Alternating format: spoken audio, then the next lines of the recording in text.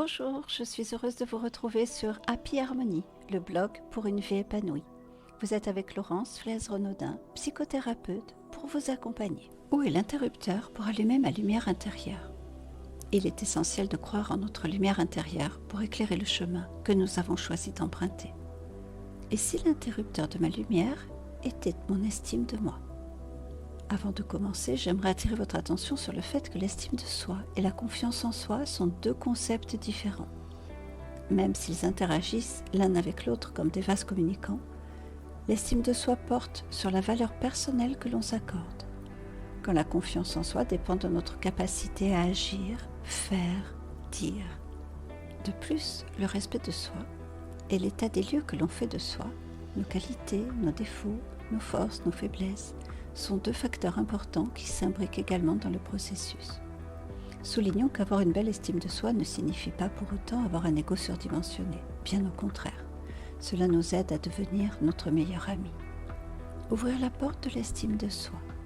Dans un premier temps, ouvrons la porte de notre regard intérieur, le regard bienveillant, objectif et dénué de jugement, pour faire un état des lieux afin de noter les pistes d'amélioration, mais aussi ce que nous aimons chez nous et ce que nous voulons renforcer. En effet, au-delà de la sous-estime de soi que cela entraîne, une autodévalorisation constante nous épuise et le cercle vicieux est enclenché. Plus je me sous-estime, plus je m'autodévalorise et plus mon regard sur moi devient sombre et impitoyable. Mais alors, comment trouver l'interrupteur? Estimer vient du latin estimare, qui signifie évaluer au sens de faire un état des lieux sans jugement. L'estime de soi, c'est à la fois la perception que l'on a de soi et la façon dont on juge cette vision de soi. Cette auto-évaluation n'est pas simple, car nous avons tendance à regarder ce qui ne va pas, à défaut de ce que l'on a accompli avec succès. De plus, au gré des aléas de la vie, il est fréquent que notre précieuse estime de nous vacille. Par exemple, une séparation, et nous nous trouvons tous les défauts de la terre. Je ne suis pas assez ceci, je suis trop cela. Un compliment, et nous sommes au top de notre estime.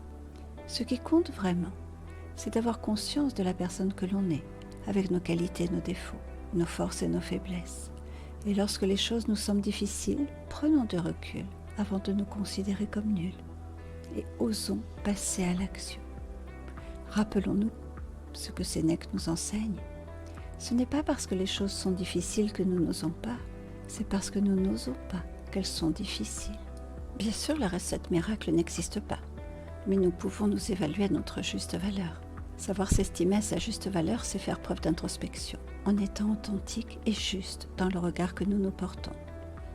Mais aussi faire preuve d'autocritique, sans tomber dans le dénigrement et l'autosabotage, ou même être dans le déni et se victimiser en rejetant systématiquement la faute sur les autres. Quelquefois, il faut oser sortir du cadre pour être soi, car oser être soi, c'est se respecter et respecter les autres. C'est prendre le risque de déplaire, mais aussi et surtout celui d'être épanoui. Alexandre Jolien a écrit « Assumer sa singularité, c'est construire sa vie comme une œuvre d'art. Les masques pour nous protéger finissent par nous étouffer. Plus que jamais, acceptons la personne que nous sommes, même si pour cela nous sortons du cadre. Trop sensible, trop volubile, trop réservé, trop gros, trop maigre, pas assez ceci, pas assez cela. » Avez-vous déjà essayé de marcher une journée entière avec des chaussures qui ne sont pas les vôtres? Oui, vous avez compris, c'est douloureux. D'ailleurs, Cendrillon n'est-elle pas la preuve qu'une paire de chaussures à sa taille peut changer une vie? C'est la raison pour laquelle sortir du cadre, si besoin, c'est s'autoriser à être soi, à s'épanouir, et aussi à ne pas avoir mal aux pieds, ce qui va inévitablement renforcer notre estime de soi.